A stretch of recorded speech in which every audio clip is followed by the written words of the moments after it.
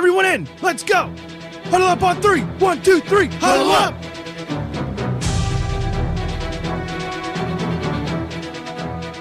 You all know what you have to do. Remember, no one, and I mean no one, comes into our house and pushes us around. This is your game now, gentlemen.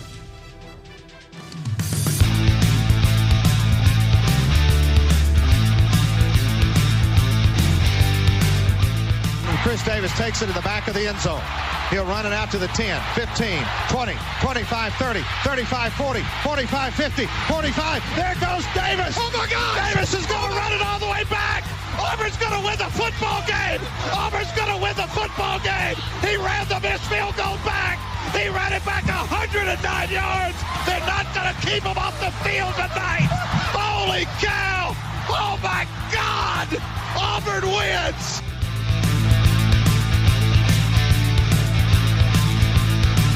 This could be a sentence that a month ago would sound incomprehensible. From 31 yards, McPherson, and Cincinnati is heading to the Super Bowl. He called it again, I'm sure. He walked up and he goes, "Can you believe, Coach? We're going to the Super Bowl." And now, welcome everyone to the Huddle Up Podcast. You are looking live. Welcome, everyone. Huddle Up Podcast. We are live once again, Tuesday, January the 24th, 2023. We're glad to be back with you as we are inching so much closer to the end of live and in-season, in postseason NFL football, but we are going to do our best to make sense of it while it's still here. And then we will make sense of the offseason when we get there. But we are glad to have you again for another week. Make sure you are following us on social media at Huddle Up Podcast, Facebook, Twitter, TikTok, on YouTube as well at Huddle Up Podcast. Make sure you get our merchandise over at tpublic.com. You can find the link to all of that stuff as well as all of our podcast feed. There you go. If you're watching us on the video, you can see Kyle doing the doing the modeling right there, the Student of the Game T-shirt that you can find over there. Shit on me. Over there on the T Public store. You can get all of those links and everything else Huddle Up related in the link tree on our Facebook, Twitter, and YouTube pages. So we appreciate your support each and every week. We got Matt, we got Kyle here. EJ will be, maybe, should be joining us at some point. Allegedly. And we in the mix here. I don't see why he's I know, man. This is his time. But we will start with student of the game, Kyle Nash. How we doing this week, my friend? Listen, honor, joy, and privilege. I appreciate you giving me the opportunity to play with my throat being sore. And unlike Jaden, I will be the one that hurts. Oh boy. Ridiculous. Please let the pod audience know that while Jim was at the soundboard, I was subtly drinking my coffee. There you go. And Matt, how we doing this week? Doing very well. A solid football weekend in my household again. Wasn't displeased with any of the finishes, so I'm sure we will talk more about that moving forward. But a fun weekend overall. Yours was the one game that wasn't competitive. Mike gets the reference of my shirt, so appreciate that, Mike. Devin joining us as well. Hope you guys are doing well. A fucking 10. But hope you all are doing well. If you're following along with us live, give us a like and a share. We would certainly appreciate that. And let's, gentlemen, let's not dance around it. Let's jump right into it, as we do each and every week. We look at three things from the weekend that was: the good, the bad, and the ugly. Matt, we will start with you this week. What was a good from this past weekend? So for me, the good is going to be, I think, my comfort level when it comes to Jalen Hurts moving forward. I'm feeling good about the prospect of where he looked. Obviously, he didn't have to do too much. The score kind of got to the point where we could lean on the run game, and I think that was probably another good from that game in terms of not having to lean too much on someone that we're just bringing back from injury. So overall, the game was good, but I think that a lot of Eagles fans could breathe a sigh of relief when we saw him throw that first deep pass with some accuracy, welcome some contact on a few hits, and not be afraid to take off and run when he needs to, and still make the good decision to get out of bounds or slide when the opportunity for that was there. Because there was a lot of pressure from that Giants defense, right? Hey, Matt. Allegedly. Would you say that Sirianni took DeBoer by the horn?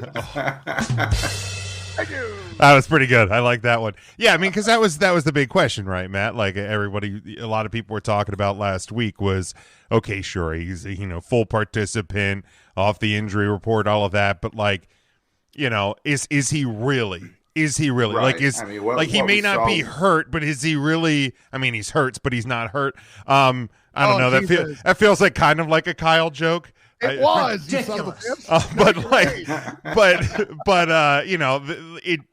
There was the question there of is he really going to be back to form? We didn't see him have to do that in week 18, and with the week off, he just didn't know. But he certainly looked as good as can be this past weekend. Yeah, no, comic relief aside, I would have made that my good too, but I knew that Matt would be all over it, and in the words of Joel Klatt, and rightly so. But that's a good sounder. That's one. What can I say except you're welcome? No, oh wait. What can I say except you're welcome? Now, and over and above that, like I did the Burrito Summit with my good friend Chris Pirtle, where we do all the NFL predictions. Bing! And for those who didn't see the video, like Jim is taking notes for the sounder he wants, turns over, hits the bing, and goes back to writing. That is what production. He ain't lying. I mean, but at that point, I don't want to say I thought it was an easy win for the 49ers, but it certainly seemed smarter to pick the 49ers with as slow as the Eagles were playing and not knowing Jalen's situation. This dude comes out and goes full juggernaut, which I don't want too many Eagles fans to hear because the juggernaut's outfit is red if you've read the X-Men comics, or gray in the movies. But yeah, like not only would he have snowballs thrown at him, we don't need that, or batteries, but he still was like, yeah. Exactly. He was still like, yeah, it's a juggernaut, bitch, knocking people over. And I mean, maybe Jalen Hurts is a bigger guy than I remember, but it was still a sight to behold. And, Matt mentions his arm. This defense, absolutely brutal. I saw Mackenzie Milton tweet out, former UCF quarterback. Yeah, dude sacked me like 6 times when I played him. Like, damn, okay. So, you got people even flashing back, and that's just one element to that defensive front. They, of course, played great. Once Saquon Barkley, student of the game, MVP of the year, was negated, basically. Not great, Bob. Yeah, Daniel Dimes was, let's just say, less evidence toward the extension you Eagles fan and you Look, Cowboys all I'm going to say is, I obviously as a Cowboys fan, I hate the Eagles, but if the Eagles did enough to not have the Giants re-sign Danny Dimes, that hatred's going to go to a whole different level after this year. I think Matt might hate himself a little bit. I would be very upset if that's the case. I'd be pissed. Like, you can win, but you don't have to ruin the Giants' terrible future. You know what I mean? I'll also throw a good in for Lane Johnson coming back, probably at 70%, but a 70% Lane Johnson is better than a lot of right tackles that there are in the league. So I will take that.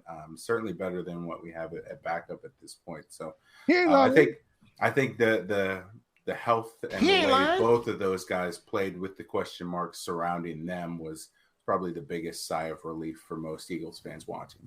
Hey man, listen, as the fellow beef man here on the panel, how am I going to say no to that flawless logic? Devin was at Monday Night Raw in Philly last night. He said he's good never hearing the crowd spell Eagles again for the. I'm sure that was That was sure you were confused because you didn't know how to spell it in the first place. Oh, wow. Tagovailoa is a lot harder to spell. That is a disgusting I mean, act. as a Dolphins fan, he's probably used to the Jets, so I get it. He's tired of it. Wow. That is Another a one. disgusting act. Damn. Hey, Eddie, you want to know what a disgusting act was? Drafting Zach Wilson, okay? Well, Next. He ain't lying. Kyle, what was your good from this past weekend? I will somehow hijack from that game, however. The Giants are my good. Yeah, that's right. I said it. The Giants are my good. Exactly. You should be confused, but hear me out. The fact that they came out and performed the public service of showing how fraudulent the NFC North was throughout the entire regular season is a thing we needed to see. The fact that what happened to the Giants, forget about EJ doesn't get dunked on, which is appropriate because him not getting dunked on as much as the team he's not a fan of, we don't want any symmetry there at all because they're not fans of one another. But the Lions might be the one bright spot of the NFC North. I will grant them that. But the Giants getting walloped like they did by the Eagles is just proof that the Vikings had no business in the postseason, no business being a 13-win team, and yet somehow here we are. This is the way it happens sometimes. I had said on Earnestly Speaking's the Earnestly Speaking podcast in the Student of the Game report that this might be the most overrated team since the Chicago Bears that made it to the Super Bowl with Lovie Smith and Rex Grossman at quarterback. Shit. Okay. Yeah, I almost want to apologize for all the times I went to bat for the Vikings in power ranking segments throughout this year because holy crap. A few coupons I'd like to collect on. Cuz I'm listening to and then watching bits of this debacle that was the Giants' attempt at playing in a divisional round game, and I'm going, how bad are the fucking Vikings? Like, just defensively too, which is crazy because 3 years ago that Vikings defense was one of the better defenses in the NFC for sure in the league, and that defense again that we saw against the Giants was just horrible. Yeah, I mean they have the weapons on offense that they make sense winning games if their defense doesn't absolutely collapse. And I think it's more a surprise that their defense didn't collapse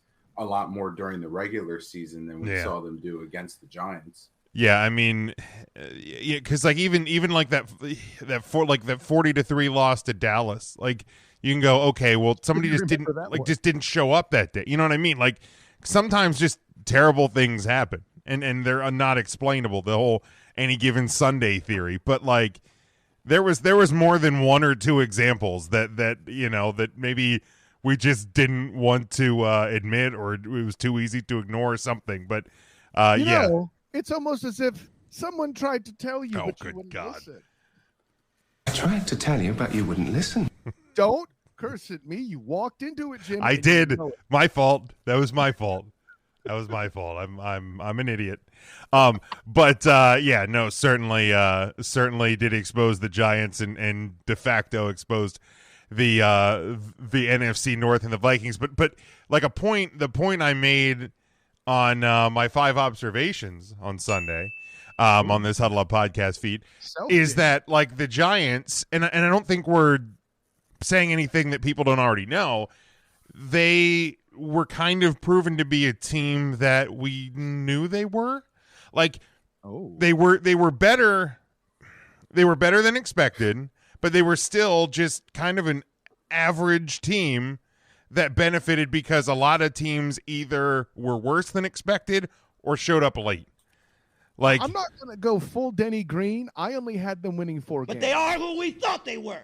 Yeah, I can't go there. No, they at least did better than that. So, and that's a me problem. But what I mean by that, because they were better than predicted, right. But at the end of the day, as a playoff team, they were the benefit of Green Bay not really figuring out until mid to late season, Detroit going on an early slide, the Rams just not being what we not being what we thought they were.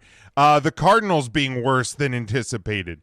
You know, There's a lot of injuries there too. exactly. So there was a lot of factors that went into how the NFC ended up getting structured. But yeah, it was just one of those situations where a team who was better than expected benefited by a lot of teams not being what they were expected. I'm looking at their schedule now, and only one of their wins was by more than one score, and that was against the Colts when the Giants fans really started hyping up this Giants team is going to make some noise in the playoffs.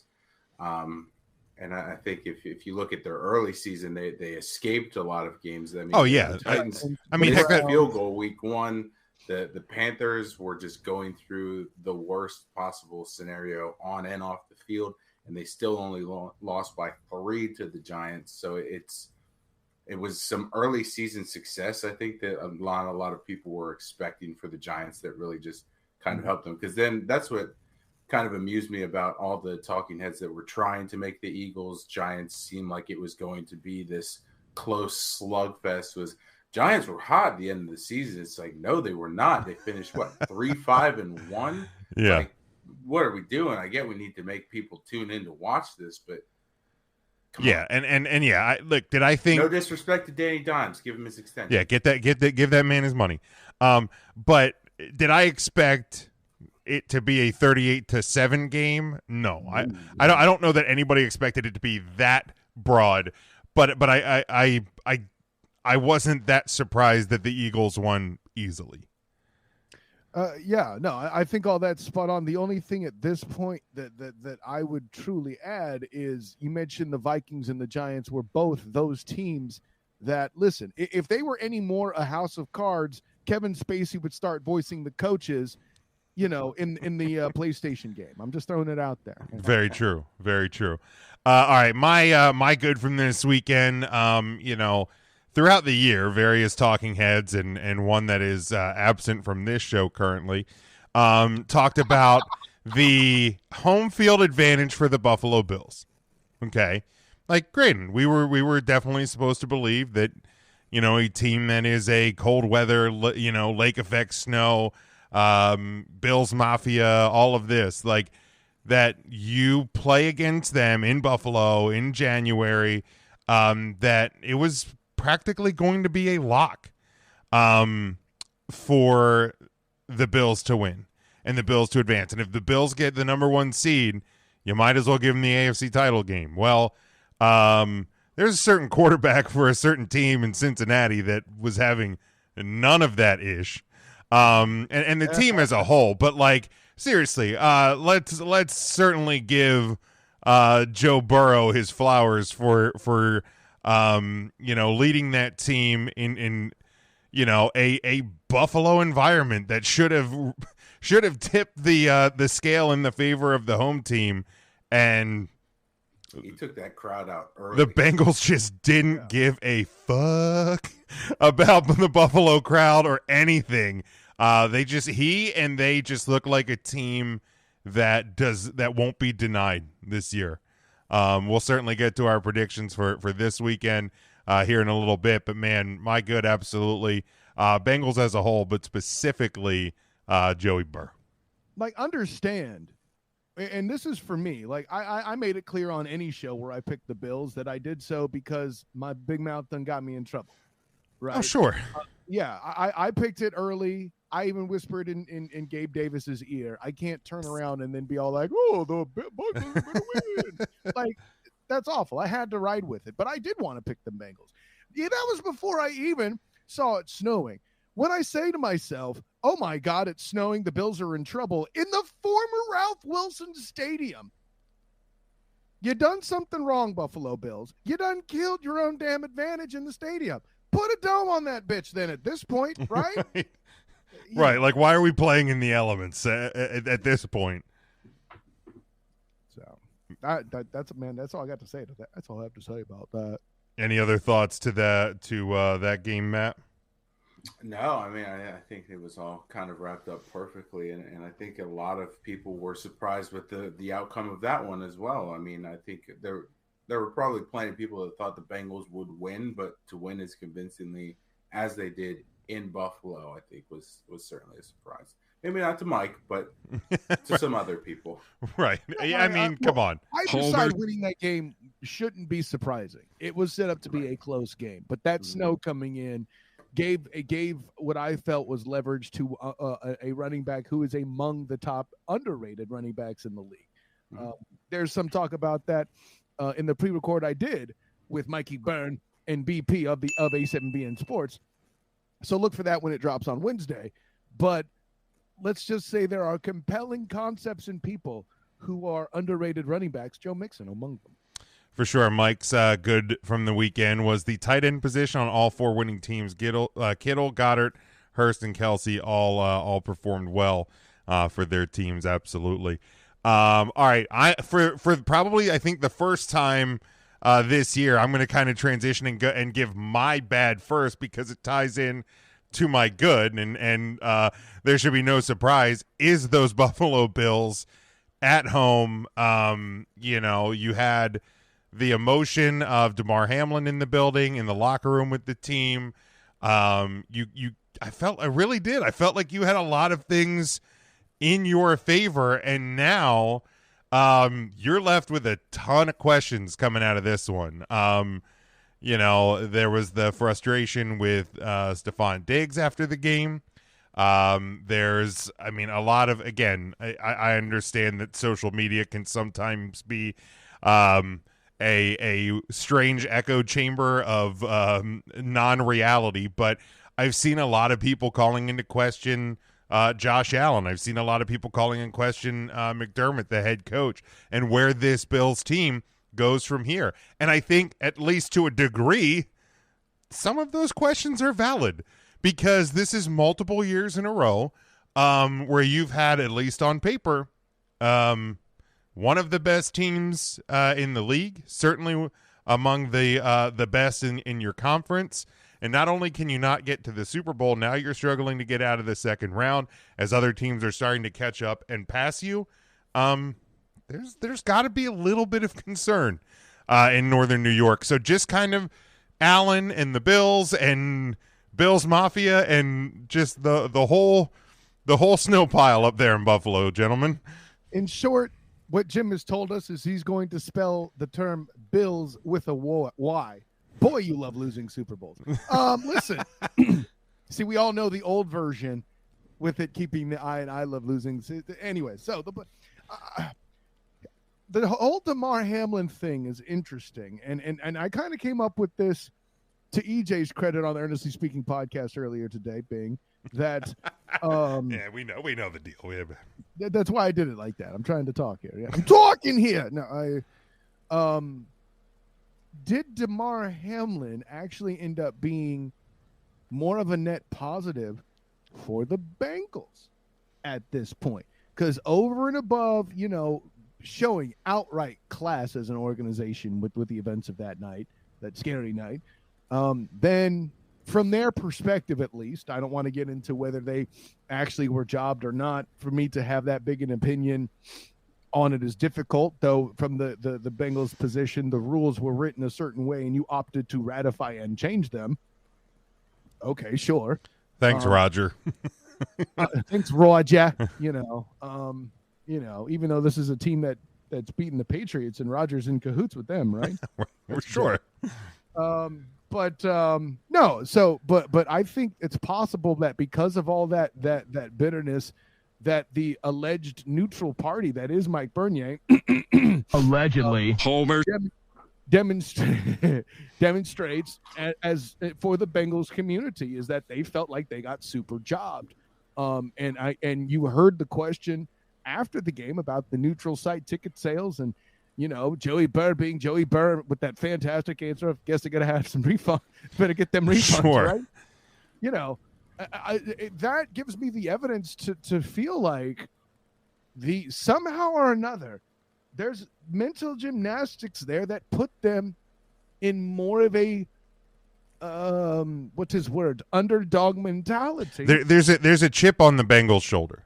which already exists. Exactly. Yeah. They got to the Super Bowl and lost last year. Everybody, the whole offseason, everybody talked about how teams who lose the Super Bowl struggled even to get to the playoffs, much less do anything else. So you already had that going. Yeah, and then look. And then your boy Riptide Rush and all that happens. Right. And look, not to go down a hole that we've already been down, but it is what it was. Like I said, all you had to do was beat the Ravens in Week 18. They certainly did that. The coin flip didn't even come into play. But for whatever reason, justified or not, that's merely opinion. The Bengals, their fans, their locker room coaches, everybody took that as bulletin board material and an insult, and they have turned it into even a more focused group as we've seen in this postseason. So, the league, I think, created a monster here, and now everybody else is having to deal with it. I see Mikey Byrne demonstrating the class in the comments associated with this anomaly. Yeah, Homer. So, no, and I'll put it this way. I'd be the same. Look, and I'm not faulting on Mikey B, because I would, if that was the Cowboys in that spot, I'd be acting the same way.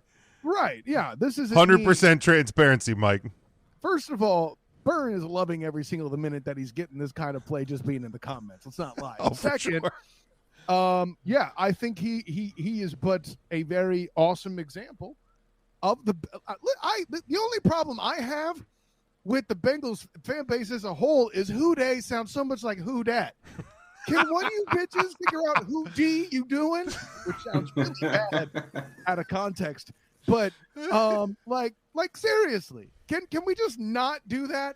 Right. Can one of y'all pick the lane, please? Who the hell is this? Exactly.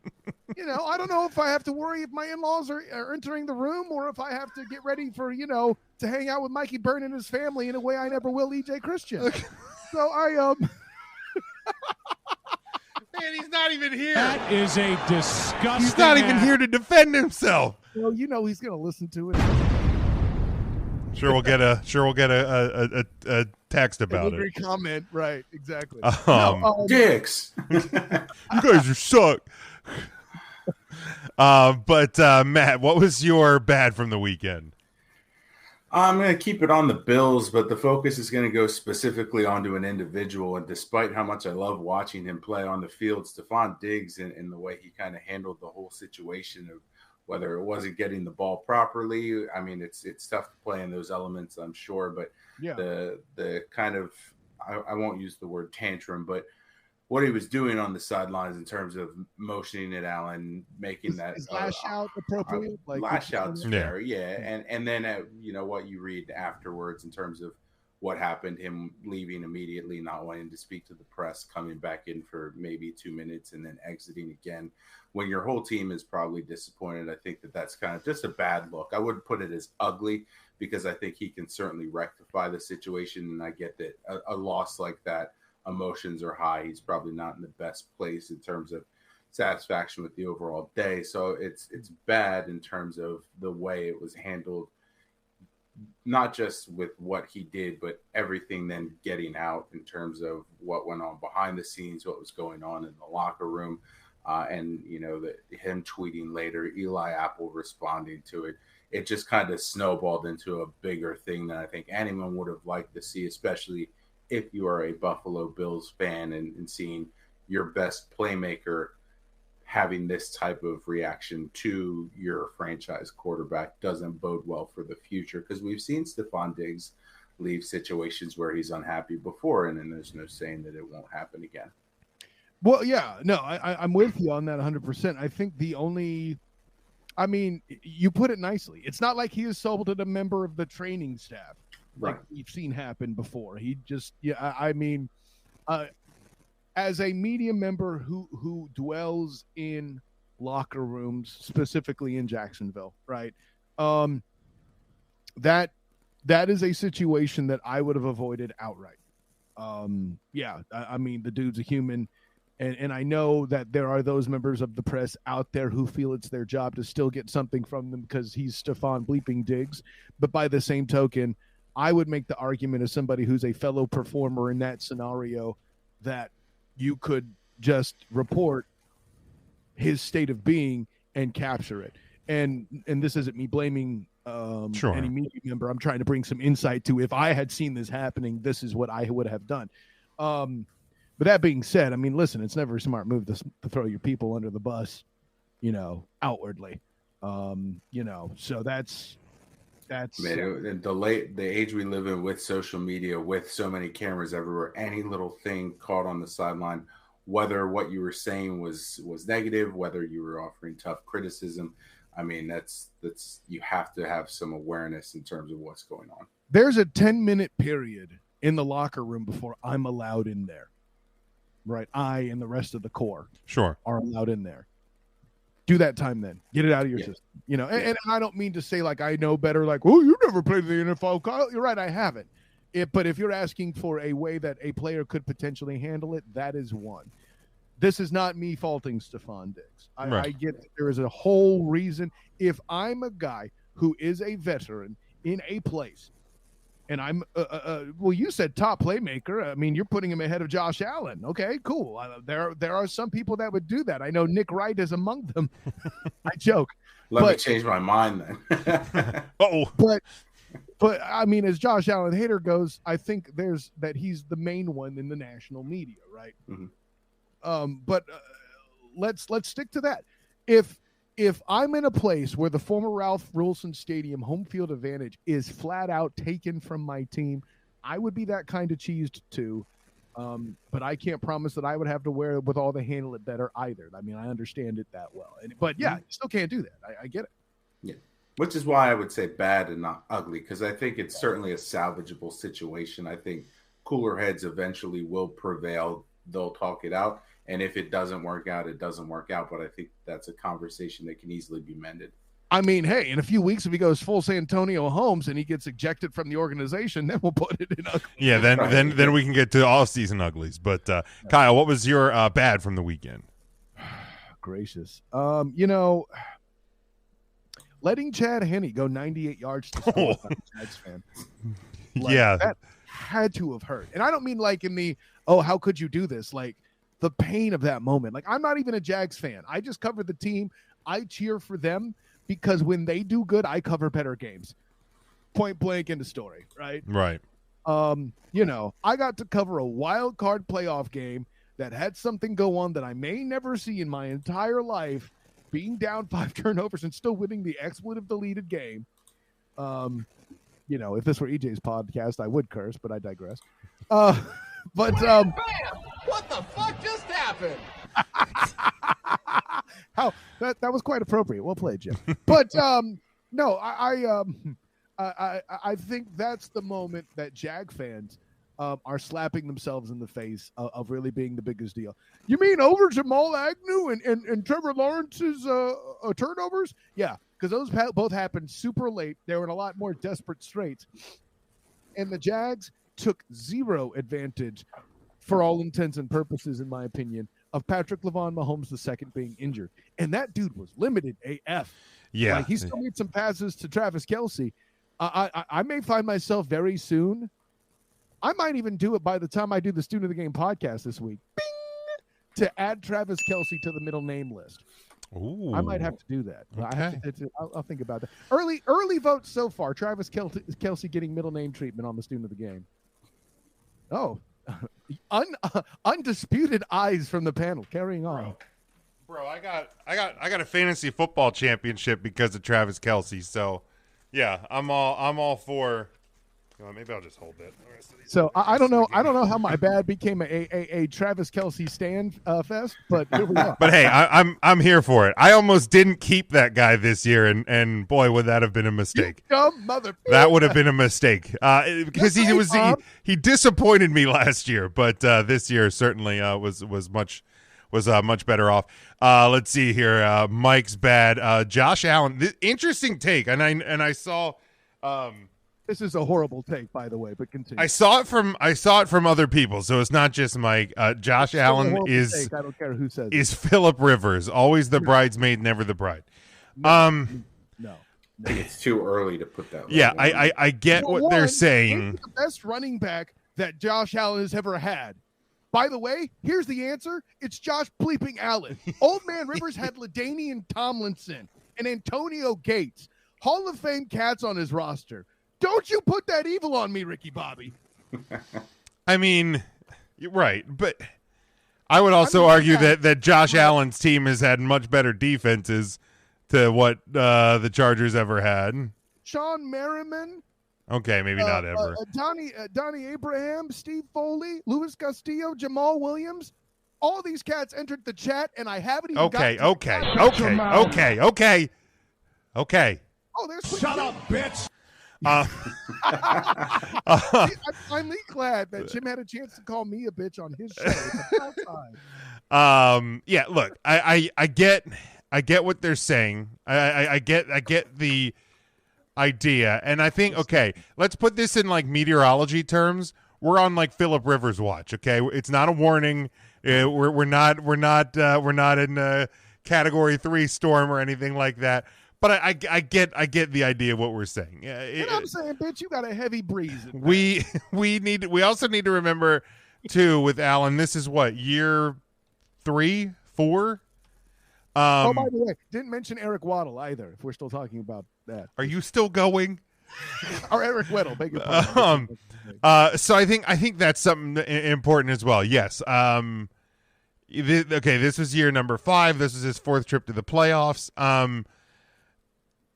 This year, he had 3 touchdowns, 3 interceptions this year. He has 17 touchdowns, 4 interceptions in his playoff career. So let's tap the brakes on selling Allen to that road. He's 26. Okay. I get it. No one's calling him old man anything. Right?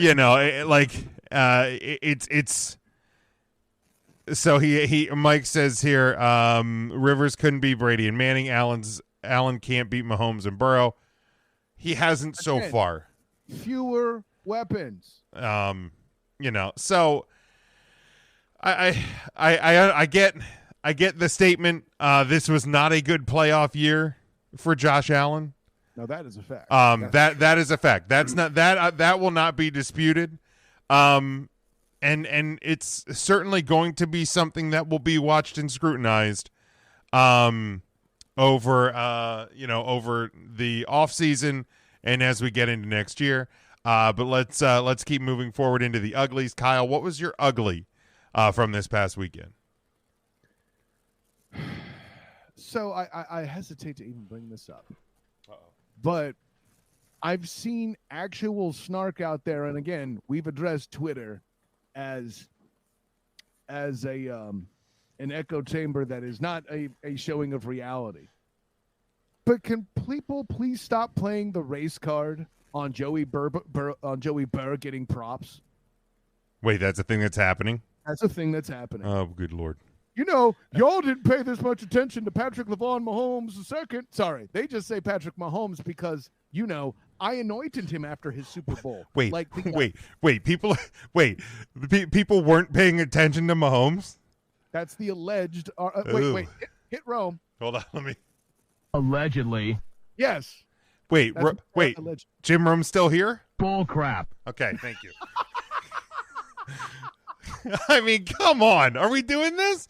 I appreciate the thought, but you've got the story wrong. Every single throw Mahomes makes is the greatest throw ever. Sports Center top 10. I'll say this, keeping it perfectly objective in this conversation. The only time I would argue that there wasn't enough Patrick Mahomes II dap is when they were playing the Bucs in the Super Bowl and he was facing Thomas Edward Patrick Bieber Brady. Okay? Well, I mean, when you're lined up, we all know it wasn't Brady that actually won that Super Bowl.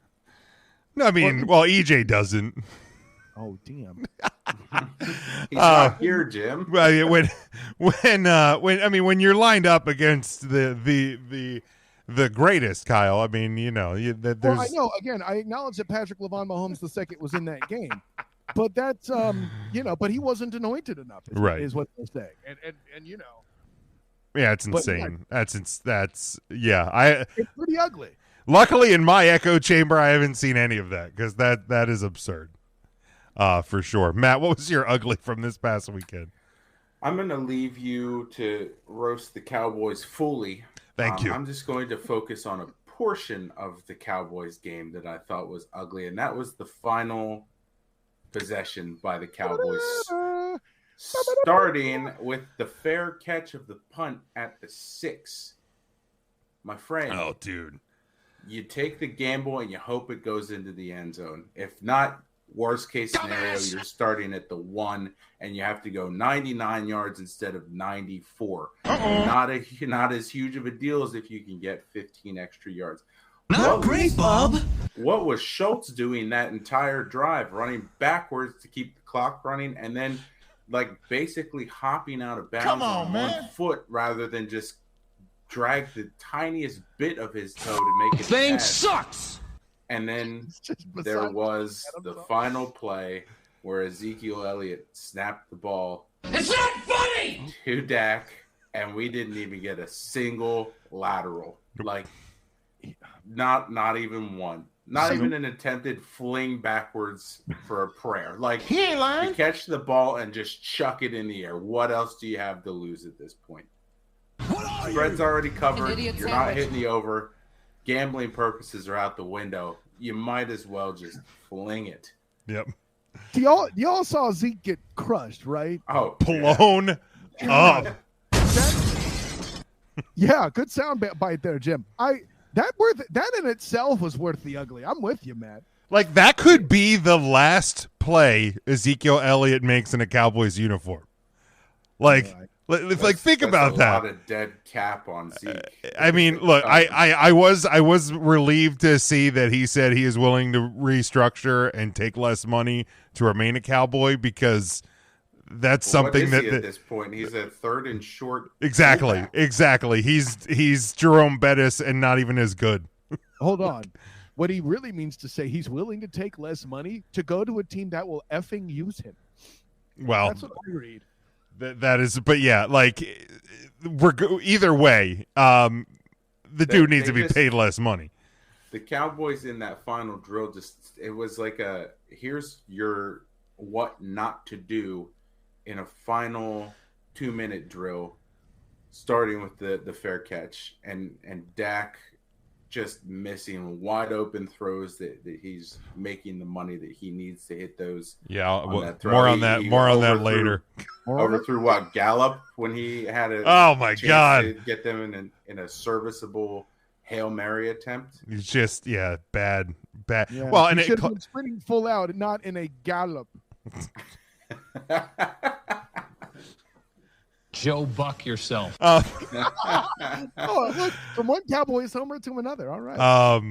But yeah, I mean, look, I don't think there was going to be any mystery of what my ugly was going to be. And mine is specifically targeted at one Rain Dakota Prescott. Yes, Kyle, I did it. You did it weeks ago. I'm sorry. But look, you single-handedly handed the Niners 6 points with 2 interceptions. You took points off of your own board with the second one because you were in the red zone. Now, granted, we don't know for sure if Maher would have made the kick, although he was perfect on field goals on Sunday. So true. So it was, as long as it wasn't an extra point beyond 40 yards, Jim. If he's in the red zone, he's at that details, Matt. Details. Okay. That line. But you're going into the half. At the very worst, you don't give up points. But no, Dak wouldn't have it any other way. And then 3 minutes to go. With all of the other mistakes aside on Sunday. Handing the other team points aside on Sunday, 3 minutes to go, you have an opportunity, 3 timeouts to change the rhetoric. that everybody's had about you for so long. You have the opportunity to put the team on your back and say, I'm not going to be that dude anymore, right? And when the Cowboys got the ball back with 3 minutes to go, I looked across the living room at my wife and I said, he's going to throw a pick six on the first play. And the Niners almost proved me right. If it wasn't for a guy dropping the pass, I would have been 100% accurate on my assessment. Yeah, why are you jinxing my team? What the F? And then on second down, you have a wide open Michael Gallup. All you have to do is hit him in stride. You're at least getting inside the 45. Maybe he breaks that tackle and he's gone for 7. But you couldn't even do that. You threw it behind him and past him at the same time, which I don't know that a lot of quarterbacks could screw up that bad. But Dak can. And then on third down, you awkwardly try to scramble and end up getting sacked. What you're trying to tell me is that EJ brings more security in his van than Dak does to the football. Yeah, pretty much. I mean, without question. But yeah, it just to be getting paid what he's getting paid. He's due $50 million against the cap next year. It's well past time for him to be playing like he did on Sunday. Like it just is. Like, and it's a shame for me because Dak really is, by all accounts, a great person. But man, it just I'm done. Like really, it's just he's never going to be that dude. And it's not. And I know EJ, you guys touched on this today on the Earnestly Speaking podcast. I'm not sitting here saying Dak is a bad quarterback because he's not. He's in the top half of the league. I'll agree with what Kyle was saying. He's in the top half of the league. Mm-hmm. But he's not. He's never going to be a top 5 guy. He's going to have to work unbelievably hard to prove that you can even put him in a top 10 conversation. Because he's not there right now. And the Cowboys are paying him way too much money to just be a middle-of-the-road quarterback. That's where my frustration is. Because you shouldn't be that way in year 7, going into year 8. Like you need with the weapons he's had throughout his career. Yeah, and now like this year he didn't have as many. Because Gallup. That's kind of at the fault of ownership. Well, yeah. Ownership is a whole separate issue with the Dallas Cowboys. Ownership in front office. They traded away Amari Cooper for peanuts. Yeah. I'm sure a receiver like Cooper would have helped. Great job, in a playoff run. Probably. Browns fans wouldn't know, but probably. Let me hit you with a hypothetical. Let's say Rain takes the team, drives them down, they score a touchdown, 19-18. Are you going for 2 in that situation? Because there's probably under 2 minutes left at this point. Oh yeah, I would guess there's definitely under 2. Or are you trusting it with Maher, whose first extra point attempt was going to hit? It would have hit somebody sitting behind the cheerleaders on the 25-yard line. He got together to his credit though in the end. He hit a field goal later on, and but was longer. The extra points still in the that's the problem. That's who Maher's always been, because even in his first run with the Cowboys, he would like from 45 plus, you didn't worry about it. If he had like a 19-yard straight on with no wind, you were like, he's gonna miss this, and like that's kind of what we saw over the last couple weeks. Honestly, Matt. And especially given who Mike McCarthy is, I think they would probably have gone for 2. And I couldn't have faulted them for it, because here's the thing: if you put Maher out there and he misses it, you're gonna have to try to get an onside kick and go for a field goal anyway, right? So you might as well go for 2 to put yourself up, and then your defense has been playing incredibly, and I think that's one of the things that's been lost. In the discussion around this game on both sides, but especially about the Cowboys, is how good that defense was, because we've heard about the how prolific the Niners offense has been, especially Purdy took over and you have Christian McCaffrey. Like, you held them to 19 points. Yeah. And 6 of those were gifted to you. This So is all intact, period. yeah, Well, so I would have gone for 2. You know, because maybe you still have 2 or 3 of those timeouts, depending how you manage that drive. Yeah. And you know, if you don't get it, you hope for the onside kick, and I couldn't have faulted him for it. I would have gone for 2 for just the same reasons. Yeah, your offense finally is showing signs of life. It may not again against the Niners defense. I do. You do go for 2. Yeah, I do think the Pollard injury did hurt a lot, though. Oh, absolutely. Without question. I mean, we aren't talking about enough. Definitely. Yeah. Absolutely. Yeah, because I mean that was with. I mean, CeeDee Lamb, as frustrating as he was in the early part of this season, has been spectacular down the stretch. He was spectacular in the second half, but they became one-dimensional. And Diggs dropping that easy interception in the red zone is the guy who like you couldn't drop a pass last year. No, granted, like there was momentum carrying him away. The ball was tipped. Like I don't think he really knew that ball was there until he felt it. But man, that's a bad look. That's a pick he has last season though. His hands were like yeah. He didn't drop a single thing last year for sure. But yeah, it's another disappointing failure that just leaves Cowboys fans going, now what? My hope is, and I was telling Kyle in the pre-show that I saw that the Panthers were interviewing Kellen Moore today, and I lit a candle and started praying about it. So that's great for the Cowboys. That's horrible for football. Yeah, I no offense, Panthers fans, but I don't care if this is bad for you. I need that dumb idiot off of my sideline. There's some analysis. EJ, we won't get a good and a bad from you, but what was your ugly from this past weekend? The Bills. Going straight ugly for the Bills. It wasn't that they lost. I think we all picked them to lose. I think I picked the Bengals, but it's the way they lost. That was just bad. I picked the Bills because I had to. Think about it, 27-10, and the Bengals left points on the board. Yeah. Think about that a second.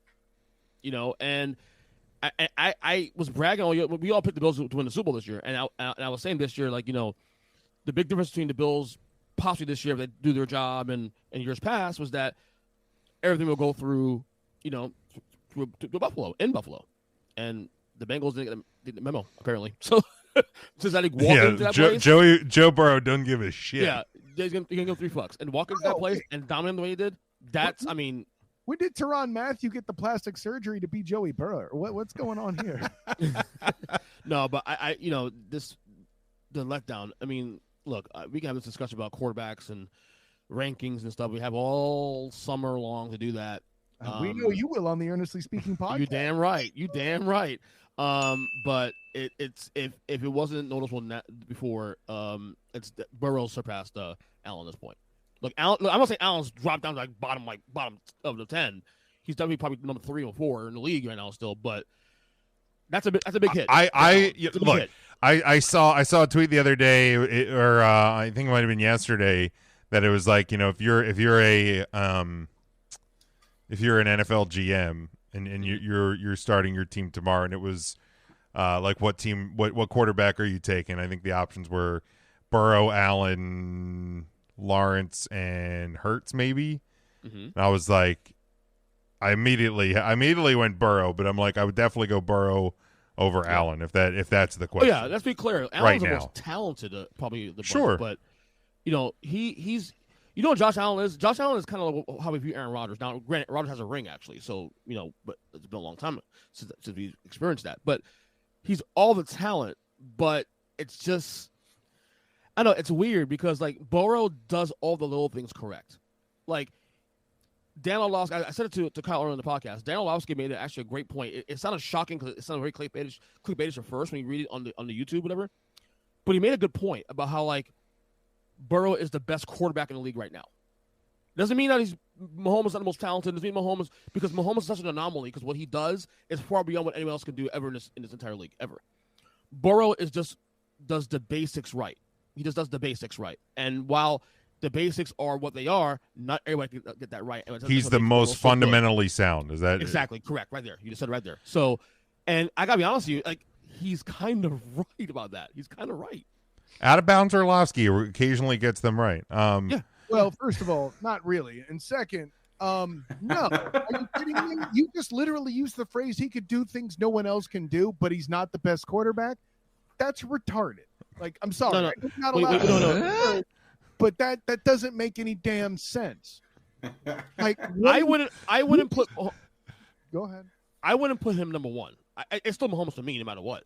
Oh, then I misheard you. I'm so sorry. Okay. No, I'm just saying, but he's making a point about how Burrow does the fundamentals correctly that any other quarterback who should be able to do that right just can't do it. So no wonder it was an Orlovsky take that was correct. Right. He also said in another sentence that humans breathe oxygen. Next question. Yeah. Sorry, I completely misheard you. My bad. I kind of like the way Mike puts it here. Joe Burrow is a quarterback. Josh Allen is an athlete playing quarterback. Which is interesting for how often that has been used as an indictment for other quarterbacks. Right. I know. I missed the part earlier. I was putting the kids to sleep. But talking about the whole like comparison to Phillip Rivers. We're not there yet. No. I understand the idea. See me in 3 years. But it's not a bad comparison, but it's too early to use that. Yeah, exactly. It's piling on to that I had already put a ton of facts all over. I EJ, EJ. I will say that he's done more in the 4 years than what Peyton Manning did in his first 4 years. So let's be a little more, Yeah, but ready for that. I'm not ready for that conversation either. I'm not comparing the two either. But I'm saying that 26 years old. Yeah, give him time. This was his. Let's just leave it at this was his worst playoff performance to date. Do you think that the ups and roller coaster of the last 4 weeks also played a big role in how Buffalo this really was kind of we touched on up that and down?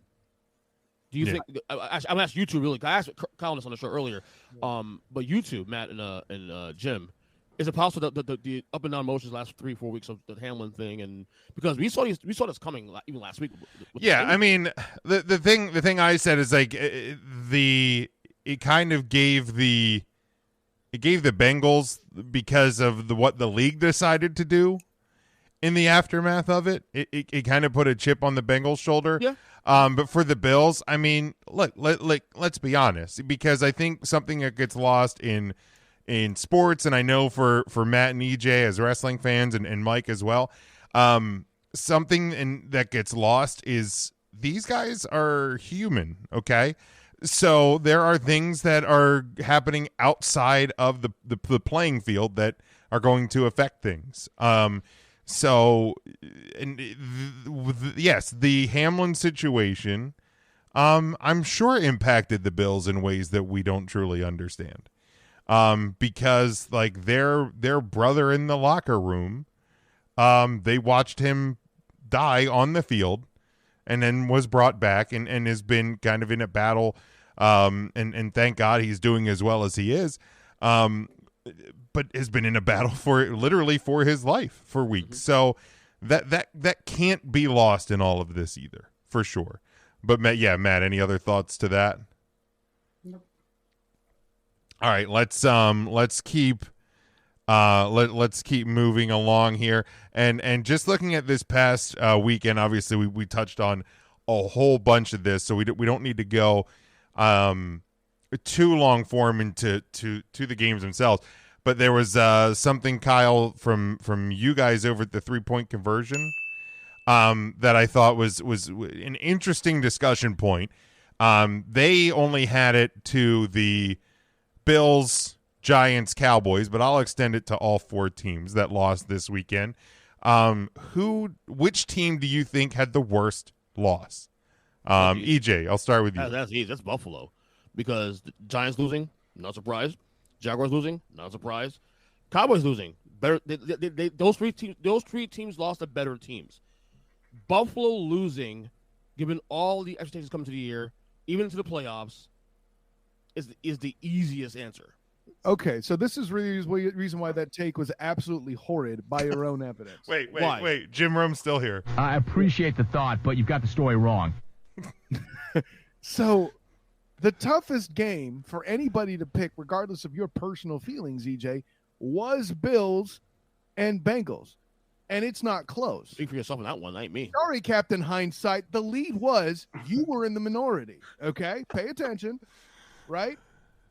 Everyone else had trouble deciphering that game. You were going with some intangibles that were hard to account for with the DeMar Hamlin situation. I give you props for that. You brought up a good point that nobody could really quantify. That's a tough bring in. But if you're going to tell me a 28-point walloping is anything like the Bills being in a situation where they suddenly realize that their makeup as a team doesn't fit the snow in Ralph Wilson Stadium, to a guy that you just anointed the second best quarterback in the damn league. In the words of Brad Pitt in Moneyball, what the fuck are we doing here? But again, it's not about the loss. Again, I picked Cincinnati win the game No, anyway. the losing isn't it's about the the way. loss. It's the way they lost. What? It's the way they lost. It's the worst loss. You picked the Giants plus 7.5. Okay. You said give me the Giants and the points. So you, despite thinking it would be a loss, thought it would be a close loss. It wasn't close at all. Homer. No. There's got to be a Giants fan for that. No, I mean, but again, the narrative: Buffalo was the Super Bowl favorite coming into the year. Still had a lot of that going to the playoffs. Your anointed coach of the year went for it on 4th and 8, down 7-0 in the first quarter, and then punted down 28. I know. With 6 minutes left. That's the worst loss because Dayball. If you're saying performance, fine. What's about narrative overall, though? A fool. Okay, no, but all those things be correct though. You're not wrong on that. But again, narrative. Narrative Buffalo. is one element. You're pounding one element. That is the element to me. But also, something you said that I don't think is totally true though, because you said the Niners or the Cowboys lost to a better team, the Giants lost to a better team, and the Jags lost to a better team. I'm going to go ahead and say the Bills lost to a better team. Correct. Like, I understand the Bills are playing at home, and theoretically speaking, the home field advantage and all of that stuff that we talked about, that people have talked about all season. But while all of that was going on, the Bengals are the better team. They are. And then the better team against Kansas City also for the record. But again, it's the way they lost. It's the way they lost. They got embarrassed at home. Okay. Embarrassed. And 27-10 with points left on the board. The same. Remember that Chase touchdown that got overturned? So wait. Points on the board. You mean for the Bengals? For the Bengals. So 27-10 was not. So let me try to state your argument a little bit better for those that are literate and listening to this podcast. What you're trying to say is the score isn't commensurate with what you saw. You, in your mind, perceive this game to be as big a gap as the Eagles and the Giants, except the Bills were the home team. Is that what you're trying to scrape together? That's a large part of it, yeah. It's See bad. how much better I made it actually sound? He's still wrong. Right. You're better than this. You're smarter than this. At least I thought so. No, EJ, I didn't do that. But I mean, so but the reason why I reword that is your argument isn't as bad as I was first accusing it of being. I will give you that much credit. But no! What is the worst loss then, Kyle? Well, if we had a Giant fan in the room, he might be able to articulate properly. Are you bleeping kidding me? I mean, are we taking the Giants out because that's obvious? Is that the question? Or I mean, do you want to use a Giant? I mean, that's your answer. Go right ahead. But I mean, I think it's pretty obvious. A 28-point smack in which at no point in the game were you even remotely relevant to get beaten for the third goddamn time? 31 points. 31. Math is hard. Look, it's even worse. It's actually worse. There was a lot. The thing with the Giants game, though, there was a lot more questions coming out of the game because of Jalen Hurts. If Hurts is healthy, and I said that we didn't know how good we'll look. Remember, we did the podcast on Tuesday, like 4 days out. Well, the narrative. I mean, I think Tuesday he was off the injury report, Matt. Right? No, but we did not know if he'll be close to 100%. There's a report saying he was like 75%, maybe 50%. We didn't know. But hold on. it was still the narrative. That's true, Mike. Mike says Kyle's math is trying to make sure Dimes gets the extension. Kyle was doing the Lord's work, and I appreciate that, Kyle. Well, actually, that game actually probably hurt his chance of getting an extension. Now, I was about to say, if I'm saying that loss was the worst, I'm actually arguing against it. Now, me restating it to make EJ sound better, maybe that's where. Maybe I'm just trying to be objective on the whole Dimes thing because I'm really done talking about it. Can somebody decide something for Christ's sake? Please just sign him so we can move on with our lives and feel better. That's all. Hey, I don't want to hear anything from you, Cowboy fan. They're going to be talking about Ezekiel Elliott for the next 6 months. Okay. I'm not gonna be. ESPN will, for damn sure. Well, then that's your own poor choice for watching ESPN. Wow, got him. But if we want to take the Giants out of this, I think the Cowboys. It's got to be, right. I don't think so. Well, here's the thing. My argument for the Cowboys being the worst loss is because they did it to themselves. Because the Bills did it to themselves. I'm asking. I don't know. Maybe a little bit, but I also think the Bengals are just in that spot, like I said in my good, that they don't care who you are or where the game's being played. They are playing Joey Burr, a Backstreet Boy. Maybe a little bit. I mean, let's be honest. You put him in the right outfit, he fits the bill as well, and he's probably doing it better than the Backstreet Boys. But I'm just saying, that's just how good the man is. I'm gonna change my answer to the Jags. But for the Cowboys, hold on. Please explain. But my point with the Cowboys, Matt, and I'll let you get there. But again, you handed them at least 6+ points in a game you lost by 7. Right. And there was more points to be had for Dallas. Obviously, you missed an extra point. You missed open receivers. You did a lot of things wrong. You shut down the offense that everybody's been talking about for weeks. You could have scored more against this great defense, and you did it to yourselves. To me, that makes that loss. Because the Giants, let's be fair, they were outmatched. They were going to lose. It was far worse than any of us could have expected. They had the coach of the year, though, Jim. I know they did it, but and honestly, that probably does maybe give them a case for worst loss of the week too. But yeah, to me, it's if you have a team that can pull an upset and you fail yourselves, that gives me a case. But Matt, we'll listen to the case of the Jaguars. I will just make the case for the Jags because no one else was going to bring up the Jags. But I will say that losing to Patrick Mahomes on one leg has to be demoralizing for the Jaguars to see how far the gap is between them and competing for a championship in that conference. So, or it could just be Patrick LaVon Mahomes II being that expletive deleted good. Right, he is. But you haven't. This is probably the best chance you have to beat Patrick Mahomes with as good as he is if he's on one leg and he still was able to finish the job. I think that has to be a tough pill to swallow for the Jaguars, given the status of their team. Matt, also bring up that they gave up a 98-yard drive to Chad Henne. That's the key one. Michigan zone Chad Henne for the record. That argument answers that, I think, better than, according to some national analysts who are probably homers, Patrick LaVon Mahomes II on one angle is the third best. It was at this moment. Homer. That was Nick Wright. Homer. But the punchline is, for my money, the Jags showed me too many flashes of good in what the future is going to be to call that game disappointing. There's a lot of intangibles there. Yeah, and I think the Jags arrived a year early, too. It's just me entering the Jags into the conversation. Yeah, just trying to make At the end of the game, all this that we said, we're all wrong. The correct answer is the most disappointing team in all this is the effing Vikings. You ain't lying. They didn't get too many opportunities to play that stupid horn. So right? We are the winners. Right, exactly. They are losers, but we, because of it, are winners. So, all right, gentlemen, let's transition here to the two games this weekend. Of course, start with the better game. God, who the heck is the producer here? I'm going in order. This is the early game on Sunday, Kyle. You think the NFL gets this ish right?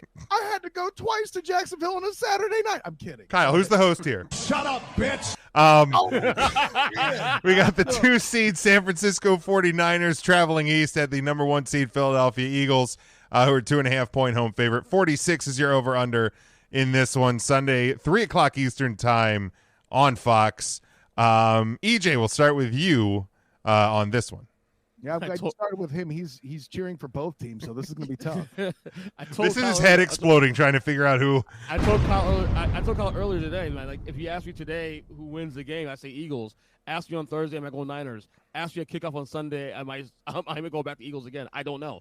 Because what Jalen Hurts did on Saturday changed everything about how I see this team going forward. Jalen Hurts looked sharp. And granted, quality opponent does matter. Giants aren't on that level. We know that. But Jalen Hurts looks so sharp that my Niners Super Bowl pick now to me is it's up in the air. It really is. And it comes down to me, and I was telling Colin in the podcast, that which quarterback is most likely to make more mistakes in this game? The likelihood. I'm not saying it's going to happen. I'm not saying of the two, which one is likely to make more mistakes? Probably Brock Purdy. Because people think he's due for a kind of mediocre game. And I'm not saying that's going to happen. Let's be fair. He had a mediocre game on Sunday. Yeah, Dallas had opportunities. And I will dare say Philadelphia's defense is more well-rounded than Cowboys. Accurate. Yeah. So right now on Huddle, definitely a better secondary right now. If you're asking right now on Huddle Podcast on January 24th at 9:13 p.m., I'm taking the Eagles to cover this game and give me the under. Now, again, ask me again on Friday or Saturday, I might change my pick. But right now, I'm sorry. What I saw on Saturday Philadelphia is less about the Giants. It's more about how they look. The Eagles just look like the team they were in week 4, week 5. And I hate to say that. Go Niners. But I got the Eagles. Oh, my God. You're gross all the way around. I'm sorry. God damn. See me on Thursday. Maybe on my podcast, or next podcast, I might try to pick. So just saying. An alleged Giants fan out here. Allegedly. Dropping go Niners drops. We get both from you, apparently. Kyle. I mean, seriously. Kyle, we'll go to you next, Kyle. What do you think? Listen, the most important thing that the Niners defense have to do in this game is make sure that they put the Eagles quarterback behind bars, which means to say that the defense needs to be Jalen Hurts. Anyways, so why are you doing you, Kyle? First of all, I saw Matt smiling. Fuck all of you. That's it. Fuck you, buddy. And EJ stole the point I made on his podcast. Bing. It's copies your work, Kyle. I mean, but at least 10 years later, buddy, come on now. At least he's doing it by writing it down this time, and I appreciate that. There's evidence that he's stealing it. Yes, maybe I should send you a student of the game notebook as well. Merchandising. Bing. Merchandising. I love Mel Brooks. Anyways, but yeah, I think, man, listen, the biggest question I have, especially that I see here in the comments, is I guess I haven't seen the number, because how the bleep would you pick the over in this game? How? What do you see that I don't? 46. Yeah. I went under. Yeah. No, I know you did. And I guess it's Devin that put the over. And man, listen, I'm no degenerate. I don't bet games because, listen, I already have. You're nothing but a degenerate. No, that's Zach. But listen, I don't bet because I already have issues with diabetes. I don't need to add my heart pressure to it, But diabetes. Wow, that was good. You went Brenner on me, or not Brenner. I can't remember the guy's name. Oh, it's Wilford Brimley. Wilford Brimley. No, but these teams, man, like I feel like offensively, they are almost. I'm not going to say carbon copies, but boy, they're both super balanced up front. Oh yeah. They? Oh yeah. Defensively, they're both super balanced. Right. I again, I'm not going to go full carbon copy. I don't feel like that's completely accurate. They're just, the Eagles might be slightly better up front than the Niners are in the secondary. I don't know. I was hoping to get a chance to break that down a little bit better with the Muslim football scout, Bashir Umar Pemberton. But if the Eagles win, we'll definitely have him on the Student of the Game podcast to break down the Super Bowl. But it's gonna, and I don't like this logic of, well, Brock Purdy's due to have a bad game. If he's gonna have a bad game where he's gonna be affected is in a game where it's a shootout. This ain't that. You want to say he's gonna struggle against the Bengals or well, I haven't made the pick yet. So Bengals or the Chiefs, cool. We'll have that conversation when it comes, right? But in this game, if he makes a mistake, the defense would theoretically keep themselves either guy in the game, unless there's some sort of a complete and total jailbreak, the likes of which would rival the Broncos battling the Legion of Boom in that Super Bowl. Y'all remember that first play of the game being a damn snap over Manning's head, right? Correct. Barring catastrophe of that level, I got the under, and that's really the only sure thing. Yeah. But because Brock is Mr. Irrelevant and a third-string quarterback, which, by the effing way, why is Kyle Shanahan not in more people's Coach of the Year conversation, right? Brian Daboll is number 4. Deal with it, EJ. Behind Peterson, Sirianni. Such a bad take. And Shanahan. You can't handle the truth. You can't handle the truth. Thank you for the setup, EJ, and thank you, Jim, for taking it home. But because Brock is Mr. Irrelevant and just pure data with what we got, one cannot have great data for intangibles. That's the problem with picking this game. Mm-hmm. By default, I'm forced to pick the Eagles. I don't know what the spread is. 2.5. Favoring Philly. The Eagles, home field. They're basically calling it a wash. Yeah. I mean, it's a pick 'em because, yeah, right. But bet the Eagles, man. And the under is what I have. Oh, absolutely. Without question, the under is the lock. All right, Matt. I could be completely wrong. Yeah, I mean, to Devin's credit, I could see it being a 27-20 game. It's a low enough total that I think that, saying the over isn't outlandish. I would still take the under. I wouldn't bet on this game in general, honestly.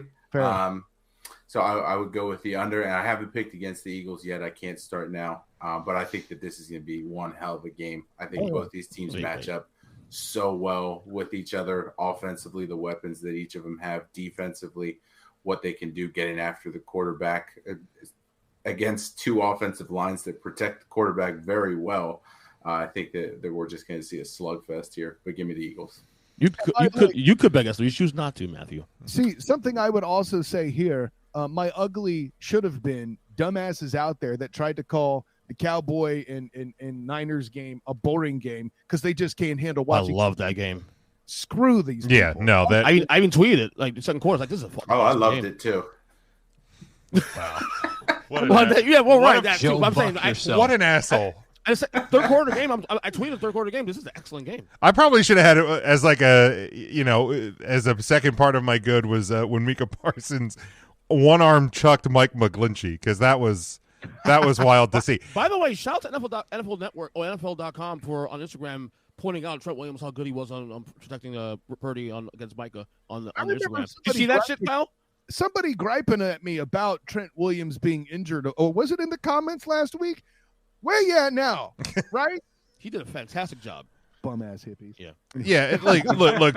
I think the biggest key in this game, and we're not going to know what they're going to be able to do, as good as they are, is the defense of the 49ers. I think that's the key in this game. Like we said, the Eagles have a more rounded defense than the Cowboys. Their pass rush is really good. They can disrupt. The Cowboys kind of gave the Eagles the blueprint a bit to make Mr. Irrelevant look human, right? 19 of 29, 214, averaged 7 yards a completion, no touchdowns, didn't turn the ball over. Wouldn't know what that's like as a Cowboys fan, but whatever. But no, the Eagles defense has the blueprint right there to keep the Niners from using the weapons that they have. So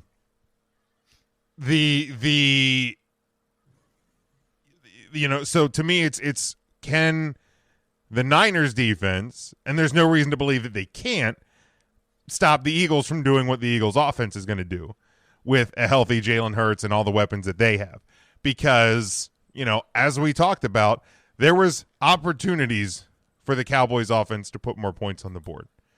So can the Eagles exploit and make those opportunities happen for themselves and get this game a little bit more open than we think is going to happen? Or, is it going to be a little bit tighter? That's going to be the thing. I'm going to kind of agree with the committee here and that it is going to be more of an even matchup. And that definitely the under. If you're going to bet this, bet the under. Don't be stupid. I think this is going to be a lower scoring matchup. I either have to pick the team that eliminated my team or I have to pick the team that I hate. So this just sucks either way. But I gotta go Philly. I do. Like I've Ben's against my what I would hope. I can't even say better judgment because better judgment. I don't think you give me shifting in Philly, but that you do the same thing. Yes, but you're a fan. You picked the Eagles and said go Niners. Right. Playing both sides of the coin. But I'm the guy who sits on the fence. And again, this might change. No, you beat me to it, Jim. I was going to apologize for all the times I accused you of straddling the fence on the Five Discussions pod. Look, I've argued for the Eagles at points this year to be higher on power rankings than other people are willing to put them. We'll get there. More on that later. But yeah, look, I don't like admitting it, but to be fully objective here, the Eagles are the best team. They look healthy and they look to be the best team, and they're at home. So I think they have that edge until proven otherwise. Let me summarize it the way I did on the Earnestly Speaking pod, because I think he said modestly. Thank you. I think modestly, as he says, I did a good job putting it this way. The point of any defense, first and foremost, is to make an offense one-dimensional, right? Mm-hmm. Turnovers and all that is just happy bonuses. Sure. If an offense is made one-dimensional, what dimension do you force upon the Eagles?